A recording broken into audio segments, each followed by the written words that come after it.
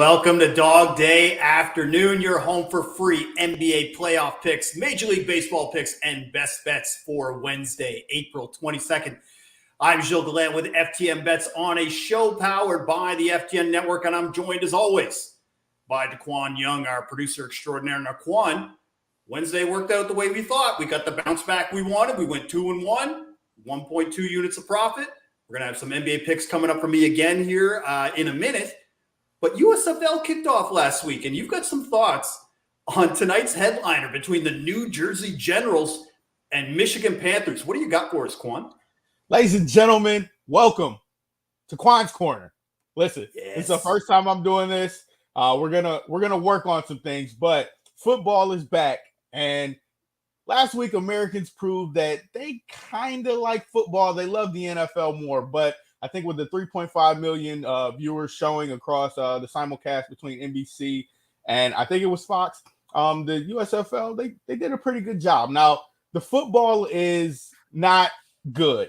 I'm not going to lie. That's what I was going to ask. Go for it. Yeah. It's not good football, but that's what you expect when you're starting a developmental league. I don't think these guys are trying to compete with the NFL. The better football players are the guys that play more. So we're looking at guys that Shea Patterson is one of the quarterbacks for the Michigan Panthers. Paxton Lynch, he's the backup. You got guys like Luis Perez on the field. And last chance you start DeAndre Johnson. He's a backup quarterback for the New Jersey Generals. So there's some name recognition. That's what kind of separates the NFL from other football leagues. Is you got stars out there. And tonight, the New Jersey Generals play the Michigan Panthers. Now, one thing that I can tell you is that having 3 weeks of camp of football and then going out and playing a game, it's going to look like it like the product does on the field. They cover it up with great production. You got drone cams out there. You got cameras on the field. They do a lot to cover up the bad football. But one thing you can't cover up is bad quarterback play. And the Michigan Panthers have bad quarterback play. Shea Patterson fumbled, I think, 3 or 4 times. He was running around for his life in the pocket, and they just can't make plays. So I don't think there's gonna be a huge leap from week 1 to week 2, but they will improve. The Generals came out and they played, I think, against the best team in the league, the Birmingham Stallions. They went, shot for shot. They lost in the last 30 seconds on a play from Birmingham. So they're only favored by 1 tonight. So I think it's going to be, listen, if Michigan comes out and does something miraculous where they take this big leap from week 1 to week 2, then I'm just a bad bettor, and I'm a notoriously known bad bettor so far. But I bet Warriors money line last night, so I got some wins under my belt. But I'm taking New Jersey Generals -1. I'm actually going to take them on the money line tonight. It's -120 at some sports books, but I think it's an easy play to get started into your weekend for betting. And we're going to go 1-0 on Qwan's Corner. I'm also going to throw them into a suicide parlay for all 4 games this week. I've been watching the games this week and kind of looking to see what spots I want to pick. But New Jersey Generals -1 against the Michigan Panthers. I think if you can find, I don't know if they're doing alt lines. I haven't seen any, but if you can find something, I think it's going to be kind of a blowout. I think New Jersey can put up points. They can throw the ball downfield at least. Luis Perez is good in the pocket, and DeAndre Johnson, he'll carry the ball. I think he had 98 yards rushing last week. The front line of the Michigan Panthers, when I talk about Swiss cheese, that's what I'm talking about. So Generals -1 or money line. Take it. Okay, so -1.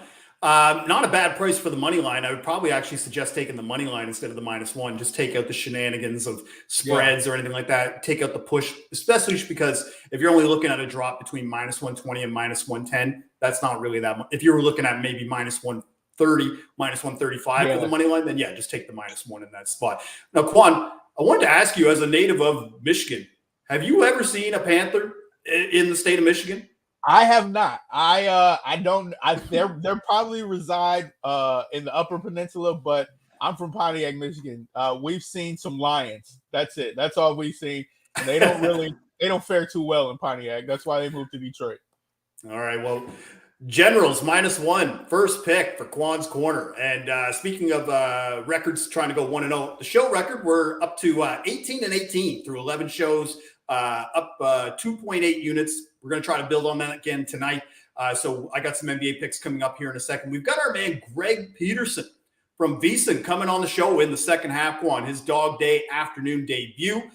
Can always count on him to bring some value, especially with how well he knows Major League Baseball. We're going to go over some matchups we like, what he's been noticing for MLB betting in the first month of the season. Now, before we get started with our picks, Qwan, all my picks today are brought to you and bet on at Caesars Sports. And if Caesars is available in your state and you haven't signed up yet, now is the perfect time. Use the promo code on the screen, FTNBets Caesar, and Caesar will give you an $1,100 free bet just for signing up. And if you already have a sportsbook account with another spot, now is the time to get another one, because having multiple sportsbook accounts is essential for prop betting and line shopping. It's something I do every day to get the best odds, and Caesars has consistently been my go-to for finding the best plus money options. Sign up now with Caesars Sportsbook today. All right, Qwan, we're going to get started with the Omega pick. And this has been my strategy, especially since last year's playoffs, is betting on the periphery players instead of trying to bet on the studs to reach these, what seems to be insurmountable numbers some of the time.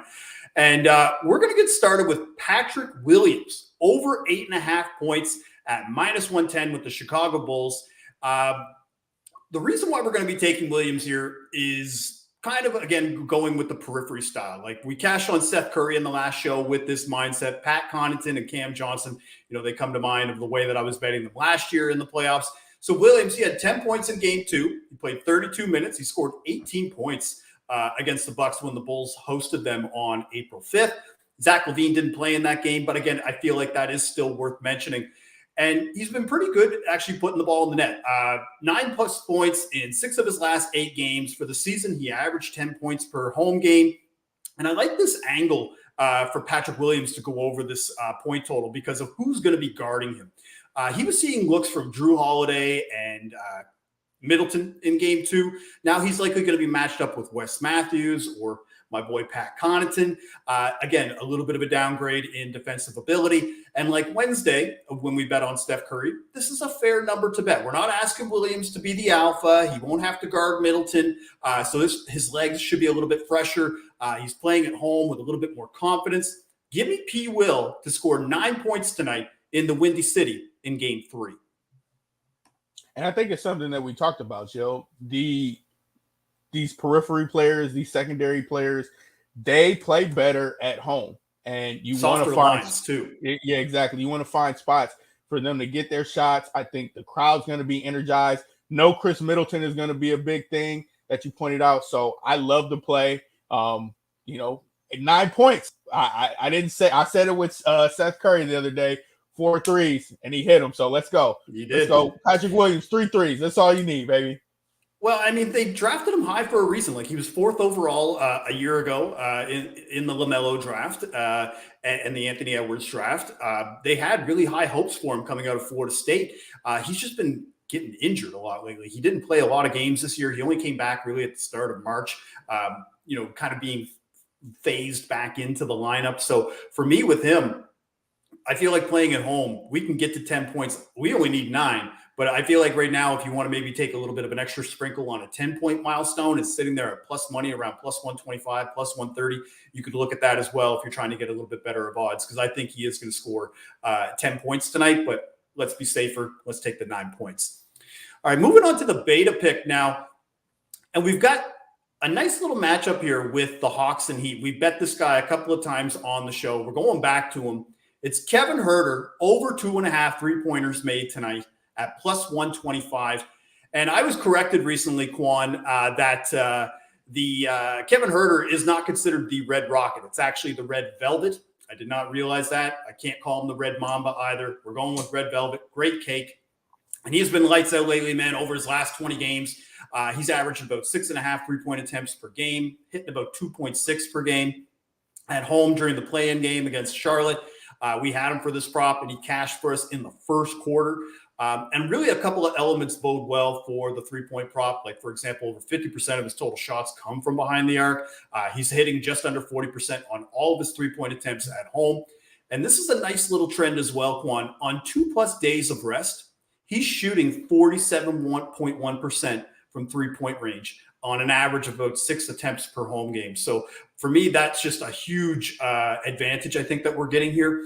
Now, I will say it's going to be a little tough facing this Heat team that is very tough defensively on the perimeter. But even in the first 2 games, he was jacking up a ton of shots. Part of it was just because of how much they were trailing, but that is really just his game style and how he plays. Like, he still managed to hit 5 total 3-pointers on 13 shots, but he still managed to do it. He hit 3 in the last game in game 2, 2 in game 1. When the Hawks hosted the Heat this season, he went ham. He went 5 for 7 from 3-point range. So give me Kevin Huerter and give me all the threes tonight in game 3. I think the big thing coming out of that is how is Trey going to perform? When Trey is on, he's going to come out energized, get to the basket, and it's going to get open looks for Huerter. We went to it last week. Did we hit it both times, you said? No, we didn't get it in the second play-in game against Cleveland. Against Charlotte is who we got it against. And that is probably the one thing that might be a little bit of a tricky aspect here, because Cleveland and the Heat, both pretty good perimeter defensive teams, whereas Charlotte is just they can't defend anybody on the perimeter. But playing at home, with Trae Young cooking, like, I'm with you, man, because I think Trae Young is going to be able to cut into the defense and get into the paint on this team. And he's going to be able to dish it out to guys like Bojan Bogdanovic or Huerter or Gallinari. We're going to see a lot of Hawks 3-point attempts tonight. So that's why I love the Huerter prop. Big energy. They're at home, 47.1 at home off of 2 days rest. Let's go. Absolutely, man. Now we're going to move on to the alpha pick. Always got to go with an alpha here. Alpha didn't work out for us on Wednesday. We had Drew Holiday double-double, but we are going with an alpha pick tonight with DeAndre Ayton, center for the Phoenix Suns. We got over 1.5 steals and blocks at plus 140. And now, look, I was pretty hard on Ayton for his game 2 performance after Booker got hurt. And I think part of that was just me lashing out because I feel like I really got robbed on that Booker PRA prop. But the Pelicans, man, they just don't have the size to contend with Ayton. I know you could say, well, they have Jonas Valanciunas, but he got blocked twice in game 1 by DeAndre Ayton. Ayton finished with 4 blocks in that game. And I think that's what we see tonight, because Ayton's going to need to play big like he did in last year's playoffs and control the paint, because the Pelicans shot over 50% in the paint in game 2. That is not sustainable for the Suns to win. They're going to have to tighten that up. And during last year's playoffs, Ayton was just a defensive monster. In the finals, he averaged 1.5 blocks and 1.5 steals. He's played 24 playoff games so far in his career, Qwan, and he's got at least 2 stocks in 14 of them. That's a 60% hit rate. Also, another thing about Jonas, he's got 5 turnovers through 2 games. One of them was in the paint. Ayton didn't end up getting the steal. Bridges ended up taking it. But I think Ayton could strip him and get a steal that way as well. And then when you look at how centers did against the Pelicans during the regular season, it kind of lines up perfectly, man, because since the All-Star break, so a 23-game sample size, the Pelicans ranked 26th in steals and 29th in blocks allowed by opposing centers. And it combines to about 3.4 stocks. And it's the same results. Like, I'm not just cherry picking splits. If you look at the last 30, last 14, they both rank in the same spot there. So give me Ayton over 1.5 stocks for game 3. I like it, man. I'm trying to think. Do you think that, because they're going to have a big game from Ayton, Cam Johnson, those other guys to step up and replace Booker, do you think they're in trouble in this situation if he doesn't play to that ability? 100%. Like, that was half the reason why they made the finals, was the emergence of DeAndre Ayton and being able to play against big lineups, small lineups, not getting played off the floor like the way that like a Rudy Gobert would. Yeah. He needs to be big. He needs to be the number 1 overall pick, like that he was taken for and what he was touted as in the year that Luka Doncic and Trae Young were drafted, for example, right? Coming out of Arizona. Mm-hmm. He needs to be the best version of Ayton that we can see. Like, I was looking at different props for him of whether or not he's going to maybe have a 20-10 game. You can get some decent odds on that as well.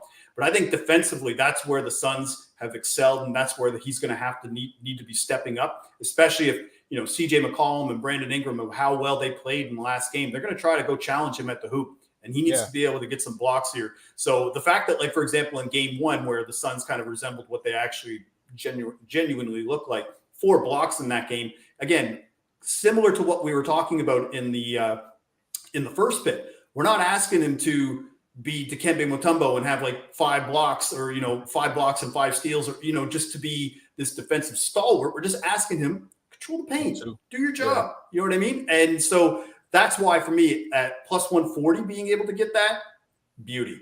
Great value, yeah. All right, so we're going to take a little break. We're going to talk MLB with Greg Peterson right up here. Stay tuned for Dawg Day Afternoon. Back in a minute.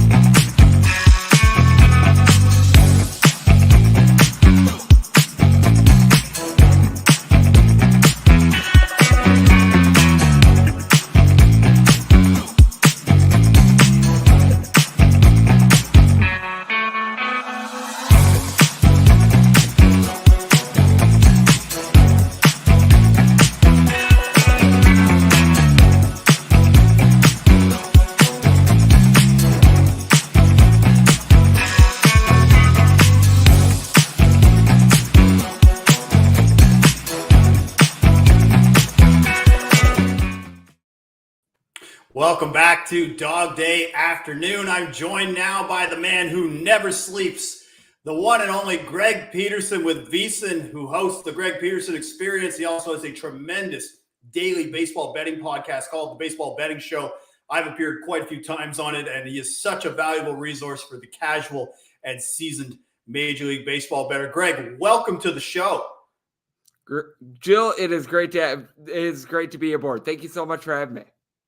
Awesome, man. Yeah, so before we get started with some of tonight's matchups, Greg, I wanted to ask your thoughts on baseball offenses this season so far. Again, we're very small sample size, only a few weeks into the season, but naturally everyone's pointing to the weather and, a new baseball used by the league. I just want to know, when you're projecting your lines and totals, do you kind of factor in some of those, or is it just kind of noise for you at this point? It is something where I always take a look at unders a little bit more earlier in the season. I mean, forget the new ball and everything like that. Just look at where these games are played. I'm someone from the state of Wisconsin, and right now in the Midwest, it is not too warm here in mid to late April when it comes to games that are in Detroit, when it comes to games that are in Boston, New York, list goes on. And a ball that might wind up scraping over the fence in June and July, it's not going to get there here in April. It's going to die at the warning track. This year it's been a little bit on steroids because now you've got a humidor being used in every single ballpark. You're hearing these rumors about the new ball, which we never know what's going on with the ball, because when we find out that the ball is juiced, it's a little bit too late. When we find out that the ball is zen, once again, it's a little bit too late. But what I do know is that it's just been a case in which we haven't seen these offenses really be able to come to the forefront. So I've had to shave my numbers down even a little bit more from what I typically do in normal years. In normal years, right around this time, I expect pitchers to be out in front of hitters a little bit. I do expect the ball to be sailing a little bit less. Well, let's talk about some of these prominent offenses, because let's start with the Blue Jays and Astros, two teams that I don't want to call them regressing by any stage, but they seem to be struggling at the plate so far. I mean, they both ranked in top 5 runs per game last year. This year, again, very small sample size, but they're, Blue Jays are 15th. The Astros are 23rd. This matchup tonight, Blue Jays sitting at plus 155 on the money line. Astros around minus 175 with an over-under of 8.5. Ross Stripling is going to be going for the Jays tonight. Justin Verlander, the ageless Justin Verlander, starting tonight for the Astros.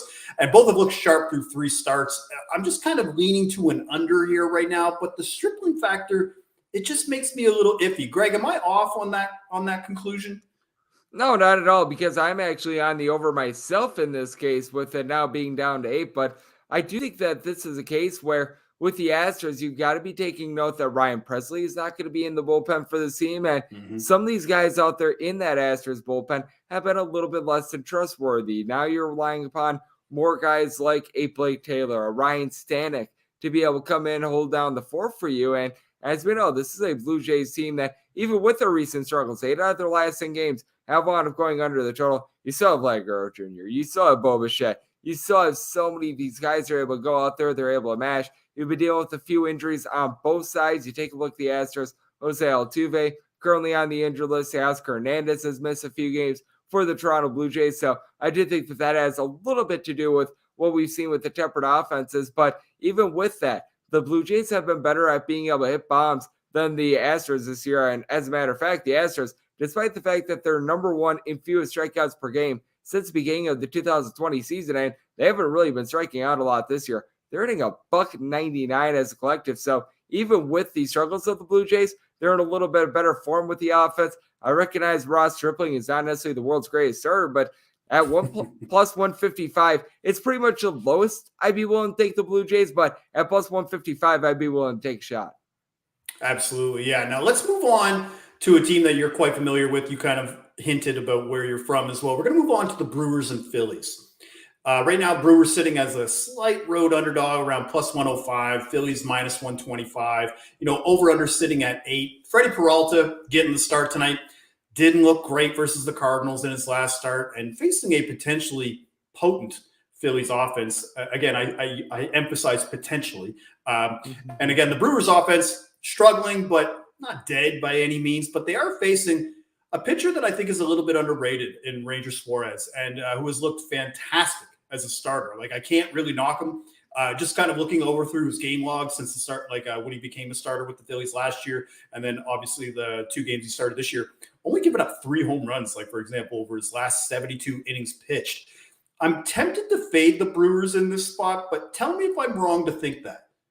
I'm fading the Brewers myself. I'd be looking a little bit more for a minus 120-ish shot around to be able to reduce the juice, if at all possible. I set my personal handicap more around a minus 122 personally, but the big thing is, on top of Ranger Suarez looking solid, and this year's numbers are a little bit deceiving because he wound up being the starting pitcher of note in that Alec Bohm 3-error game, which the defense on that day was doing him absolutely no favors whatsoever. But Freddie Peralta, ever since he wound up getting injured last year, has not looked like the same guy. Wound up having a north of 4 ERA after he came back in 2021, and here in 2022, he's picking up right where he left off. Struggling, 11.5 ERA thus far this season. And you mentioned with the Brewers, they have nothing backing them up with regards to the lineup. It's a Brewers team that's barely hitting above the Mendoza line of a 200. Rowdy Tellez has been able to give you 3 home runs, and really nobody else has been able to step up for this team. I question the signing of Hunter Renfroe. Felt like he was sort of a one-year wonder with Boston. Always a guy that's able to give you a few home runs, but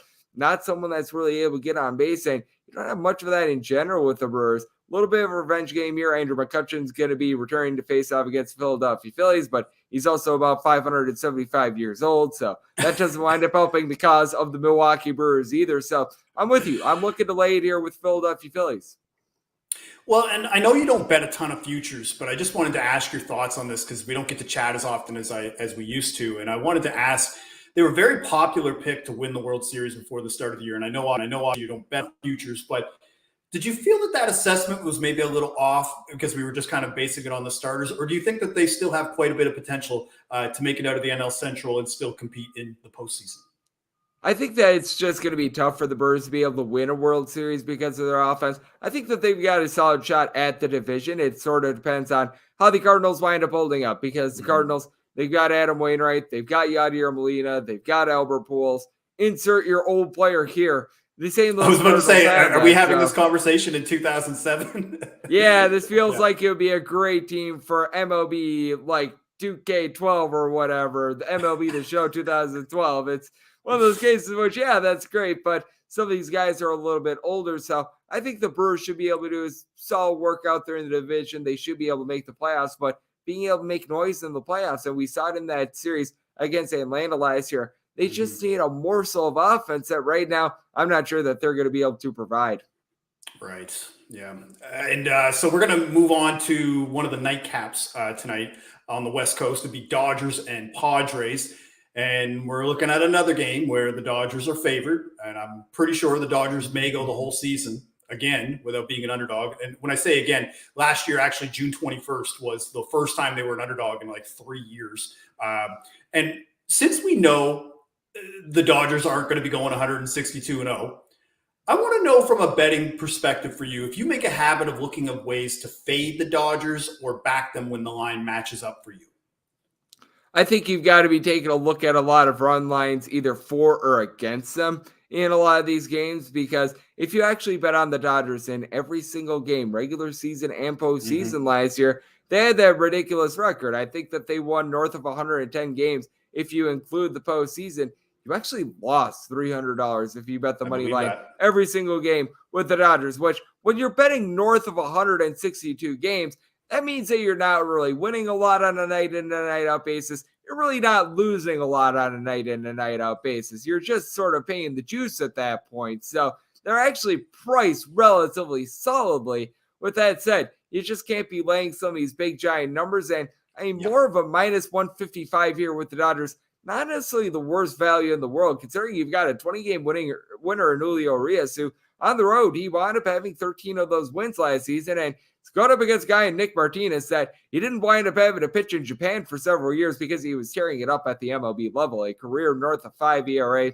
someone that doesn't wind up getting a lot of swings and misses. This is a spot which I'm taking a little bit more of a look to see if I'm able to get a favorable Dodgers run line, because a lot of spots is right around minus 155 on the money line. Meanwhile, the run line, you should be able to find that a little bit closer to even money, be able to reduce that, because the Dodgers, they are the Death Star when it comes to their lineup. I mean, Mookie Betts, Trey Turner, Justin Turner, Will Smith, Cody Bellinger is starting to come on. I mean, who knew? Max Muncy, it's ridiculous.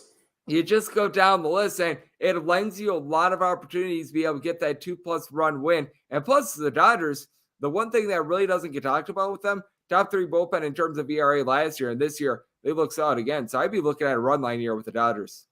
It's funny that you brought up Nick Martinez, because I was kind of trying to find more data on him before we talked. And this is only his 3rd start in Major League Baseball since 2017. Like, obviously he was overseas and getting some action there, but even just in his last start against the Braves at home, Petco Park, which isn't exactly a home run bin for people, he gave up 3 home runs to the Braves in that game. For me, I'm looking at Petco Park and I'm seeing a total of 8. I'm kind of considering the over here, because I feel like the Dodgers could just go over this total by themselves because of guys like you are mentioning, these tertiary guys at the 6, 7, 8 could still put up 2 home runs by themselves.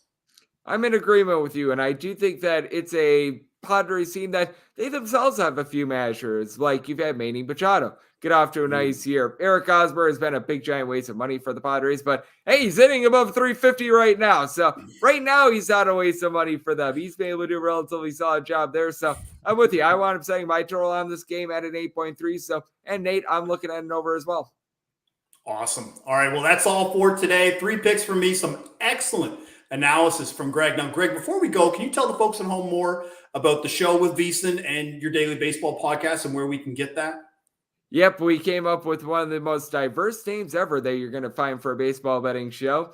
The Baseball Betting Show with Greg Peterson. So nod to the creative team there. I post it up every single day on my Twitter feed at @GUnit_81. You'll always find it pinned up with my handicap of every single line every single day. And you're able to find the podcast, Baseball Betting Show, wherever you find your podcasts, Apple Podcasts, Google Play, Spotify, Stitcher. List goes on and on. It's in the VSiN Best Bets feed. And then for everything else, I wind up doing college basketball, all that. Yeah. Twitter is really the hub for it, at @GUnit_81. And don't crap on the name. I think the one thing that people sometimes maybe get a little bit misconstrued here is that if you can't sum up your show in one sentence, I'm not sure you know what the format of the show is. And the format of the show is literally in the title. So kudos to you for coming up with a very elaborate name. Hey, the college football playoff got it right. Yeah, exactly. Don't try to reinvent the wheel here, So, all right, we're going to be back on Wednesday for Dawg Day Afternoon on the FTN Network YouTube channel with another special guest and more picks. You can follow me on Twitter at GDawg5000. As he just mentioned, you could follow him as well at GUnit_81. And I want to thank everybody for watching Friday's edition of Dawg Day Afternoon. Bon chance.